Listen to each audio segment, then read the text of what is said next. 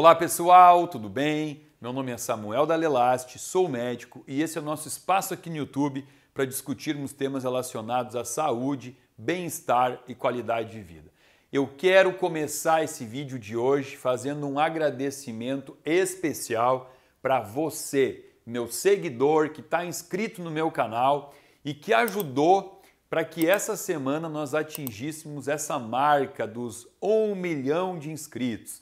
Obrigado, foi comemorado com muita festa isso aqui, né, entre a equipe de marketing, o pessoal que filma, que edita, que bota o vídeo aí para você com todo amor e com todo carinho. A gente prepara isso toda semana e esse número de 1 milhão, a gente não estava perseguindo ele por questões de ego ou para achar assim, estamos famoso, de forma alguma.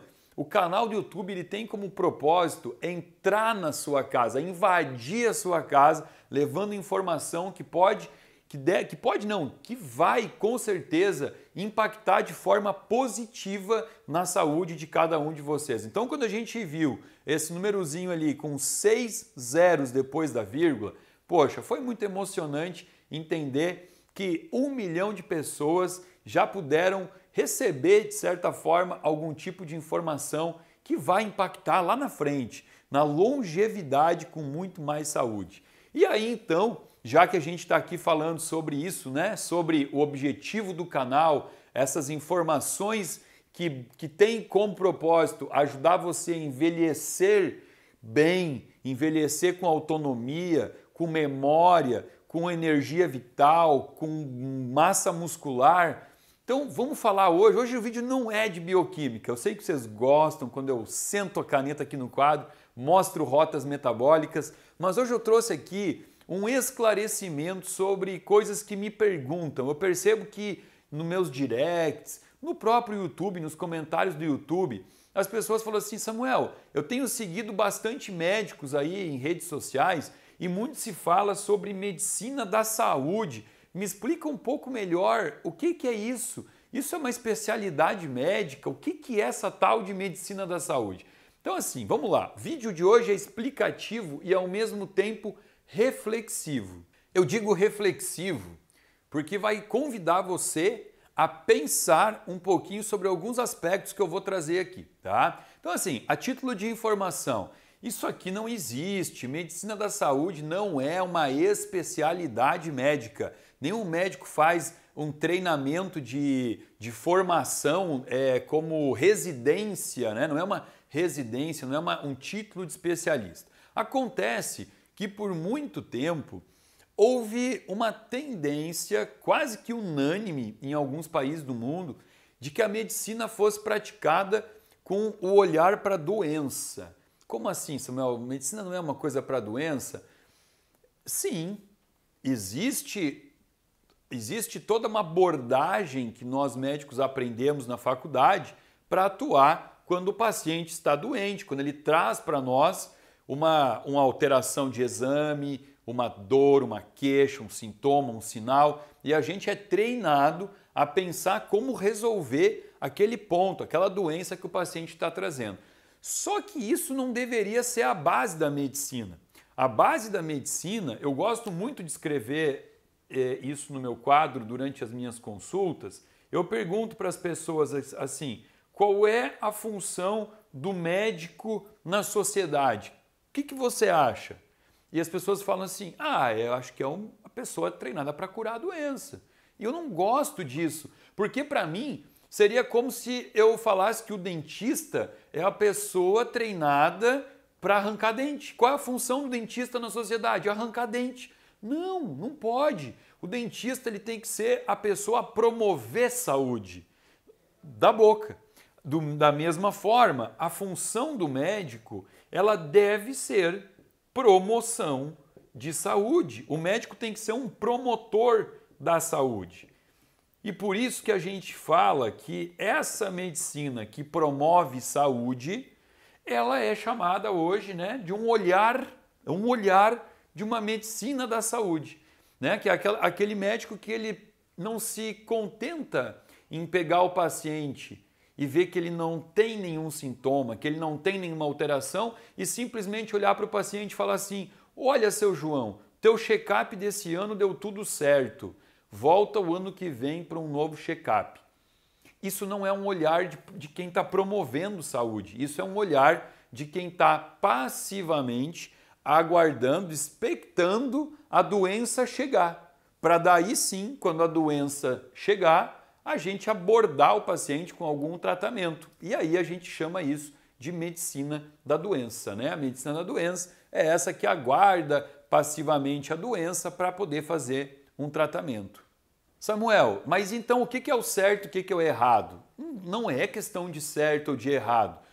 O correto é trabalhar voltado para a saúde, promovendo a saúde, mas entendendo que nem sempre a medicina não é matemática. Eu não posso afirmar para você que um paciente que faz atividade física todos os dias, que está com o corpo numa composição corporal saudável, que ele dorme bem, que ele ingere bastante água, a alimentação dele é natural, é saudável, eu não posso afirmar que esse cara nunca vai ter uma doença.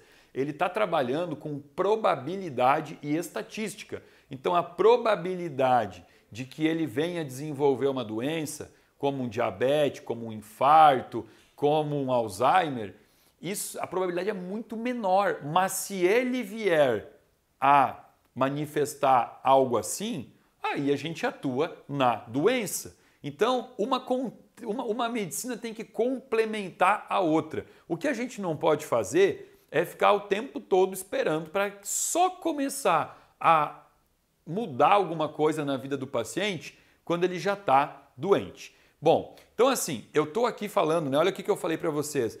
Diabetes é uma doença, Parkinson é uma doença, Alzheimer é uma doença. Eu já fiz até um vídeo aqui, na verdade, contradizendo o que eu acabei de falar, né? Um vídeo onde eu falei, doenças não existem. Por quê? Porque se eu for olhar o pé da letra, o Parkinson, o câncer, o Alzheimer, eles não deveriam ser enxergados como doença, e sim como manifestações de um corpo adoentado, de um corpo que já perdeu o seu equilíbrio metabólico, que a gente chama de homeostase, e quando perde esse equilíbrio metabólico, essa fisiologia, a preservação da fisiologia, algumas coisas começam a se manifestar. E erroneamente nós chamamos isso de doença, quando na verdade deveria chamar isso de sintomas de uma doença, que seria o corpo que está oxidado, um corpo que está inflamado. E aí eu quero convidar vocês aqui, eu sei que sempre que eu converso com alguém e eu usar uma metáfora ou uma analogia, fica muito mais fácil de entender e de lembrar depois.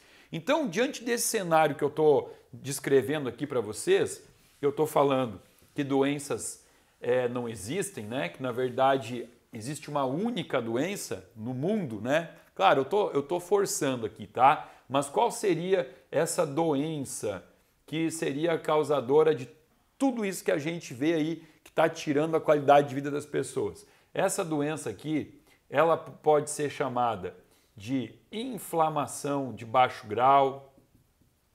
Já ouviram esse termo? Inflamação de baixo grau ou inflamação silenciosa, ou também chamado de inflamação subclínica. Olha quanto termo para falar da mesma coisa. Também posso falar que essa doença, eu posso chamar ela de um estresse oxidativo? Posso. Por quê? Porque sempre que eu tenho uma inflamação de baixo grau, eu também tenho um estresse oxidativo. Inflamação de baixo grau, inflamação silenciosa, inflamação subclínica pode ser totalmente assintomático, ou seja, sem sintoma nenhum. O paciente não tem sintoma nenhum, mas o corpo dele está inflamado, por isso que é de baixo grau, ou por isso que a gente chama de silenciosa. E esse corpo inflamado, ele se torna um terreno biológico maravilhoso para doenças se manifestarem, ou para sintomas se manifestarem, né? Sintomas como, por exemplo, um câncer no intestino, um câncer na mama. Então, aqui está a doença. E quando o paciente começa a manifestar, então, aqui, câncer, diabetes, hipertensão arterial sistêmica, demência, olha aqui, tudo isso começa a demência a se manifestar por conta de um corpo que está adoentado. E uma das coisas que me chama a atenção é que assim, existem cada vez mais médicos especialistas na doença. Então, por exemplo, o médico especialista em diabetes mellitus, que é o endócrino, né? O endocrinologista, ele se especializou na endocrinologia e dentro da sua especialidade ele fez uma subespecialidade onde ele só trata diabetes. O que ele estuda? Ele estuda o diabetes. Posso ter um médico que se especializa em câncer, né, que é o oncologista, e aí ainda dentro dessa especialidade ele pode ter uma subespecialidade, né? Ele pode ser especialista em câncer de mama, só mama. Então ele também vai passar a estudar só a doença. E eu tive uma consulta, coisa de 6 ou 7 meses atrás, com um paciente. Eu vou contar essa consulta para vocês, tá? Porque assim, geralmente hoje, quem chega até o meu consultório são pessoas que me encontraram em rede social, seja no YouTube, seja no Instagram. Então essas pessoas, elas já sabem tudo isso que eu falo, essa abordagem que eu tenho. Então quando chega e senta na minha frente, fica muito fácil de conversar. A pessoa já entendeu isso aqui tudo, já entendeu sobre medicina da saúde, sobre medicina da doença. Só que teve uma consulta, isso aí, 7 meses atrás, onde um grande amigo meu me ligou e falou assim: Samuel, eu preciso que você atenda um amigo meu que está passando por uns perrengues aí, ele está com algumas coisas, algumas alterações de exame no que diz respeito ao sistema imunológico dele, está com o sistema imunológico muito bagunçado e ele está meio perdido. Você tem como conversar com ele? Falei, lógico que tenho. E aí então, esse amigo do meu amigo marcou consulta e veio até mim. Vamos dar nome aqui, Zé, vamos chamar ele de Zé, tá? Não é Zé, mas a gente está dando um nome lúdico aqui para ele. E aí o Zé veio até mim e nos primeiros 5 minutos de consulta eu percebi que ele não entendia absolutamente nada da linguagem que eu falava, né? Ele nunca tinha pensado que a alimentação podia impactar na saúde dele, que os hábitos podiam impactar. Ele estava realmente sendo assistido apenas com o foco na doença dele, né?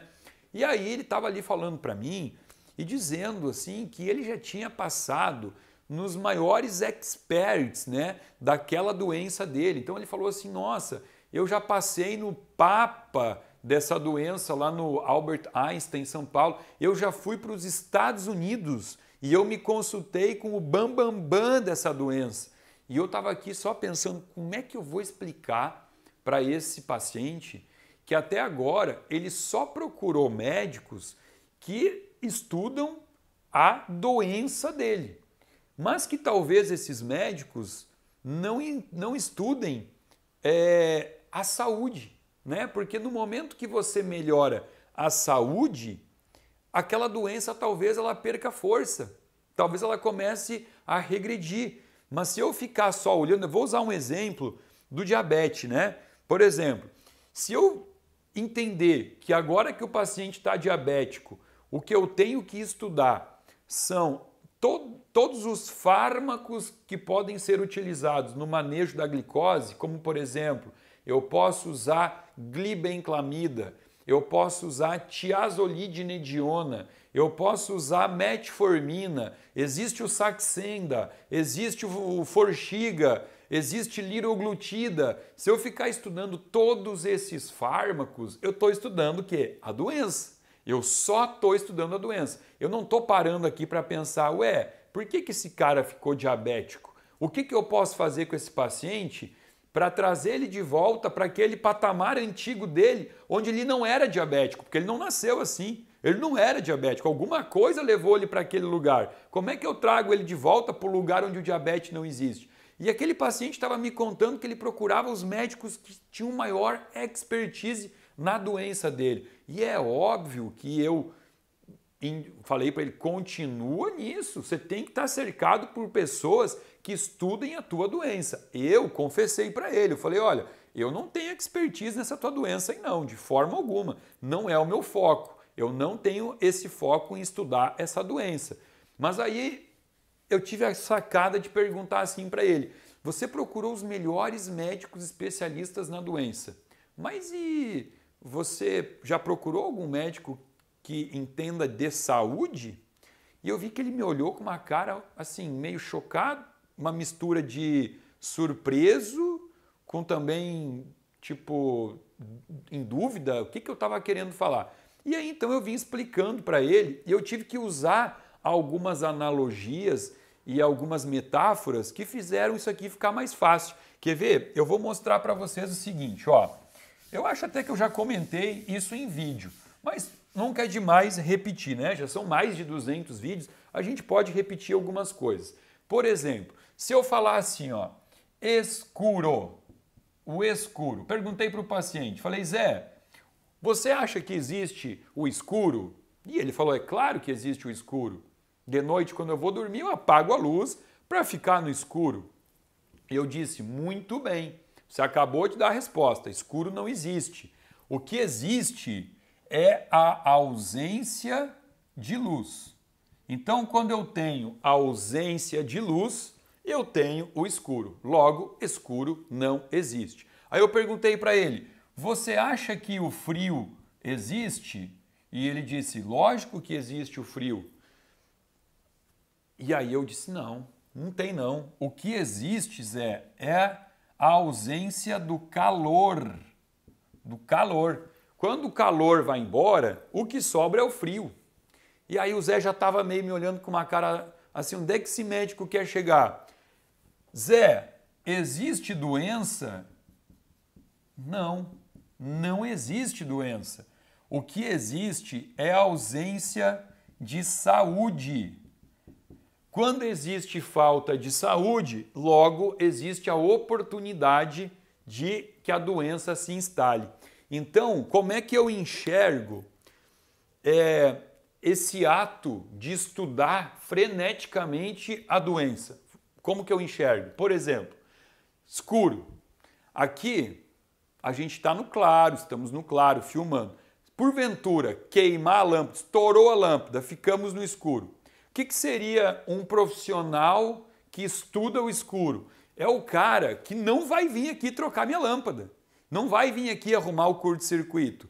Ele vai vir aqui me ensinar como que eu posso, da melhor forma possível, me locomover dentro da minha sala, no escuro, sem me bater na mesa, na cadeira. Então ele vai me ensinar algumas técnicas que as pessoas que não têm visão, né, os cegos, eles usam, né? Eles contam o passo, eles sabem como ir para um lado, como ir para o outro. Então, estudar o escuro seria isso. Seria não se preocupar em trazer a luz de volta, não resolver o curto-circuito, não trocar a lâmpada, mas aprender a viver no escuro. Aprender como que eu posso viver da melhor forma possível dentro do escuro.